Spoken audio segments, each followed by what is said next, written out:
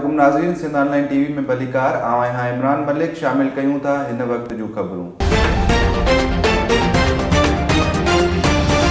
नाज़रीन, ठठो पुजारी केनाल मां बासरन धुरन पारां ज़बरदस्ती पुजारी केनाल खोलराए पानी चोरी आबादगारनि जो डिप्टी स्पीकर रेहाना लगारी जे ॻोठ चड़ेटाणी स्टॉप ते सजावल हैदराबाद रोड ते धरणो। रोड ब्लॉक धरणे में तौहीद लगारी, अली रज़ा आमड़ो, अख्तर लगारी, हाजी गुलाम अली लगारी, मुर्तज़ा लगारी ऐं मोहम्मद खान शेख ऐं ॿिया आबादगार शामिल हुआ। आबादगारनि पानी चोरी ख़िलाफ़ सख़्त नारेबाज़ी कई। अॻवाननि मीडिया सां ॻाल्हाईंदे चयो त असीं कलाकनि खां मुसलसिल उस में धरणो हणी वेठल आहियूं। ट्रैफ़िक जाम थियण सबबि रोज़ेदारनि खे मुश्किलातूं पेश अचनि थियूं, पर आपाशी अमलदारनि मां को बि उन महिल ताईं ॻाल्हियुनि लाइ नाहे पहुतो। आबादगारनि जो चवणु हो त बासरनि आबादगारनि पारां पुजारी केनाल जा गेट ज़बरदस्ती खोलराए अॻियां पाणी वहाइण जे करे संदसि शाखुनि में पाणी न अचण जे करे लाॻीतो पाणी जी खोट सबबि फसलनि खे त सख़्तु नुक़सानु पहुतो आहे ऐं संदन ज़मीन सोकड़े जे वर चढ़ी वियूं आहिनि। पर हाणे त इंसान तोड़े जानवरनि जे पीअण लाइ बि पाणी नाहे। आबादगारनि चयो त पाणी न ॾिनो वियो त संदसि धरणो जारी रहंदो।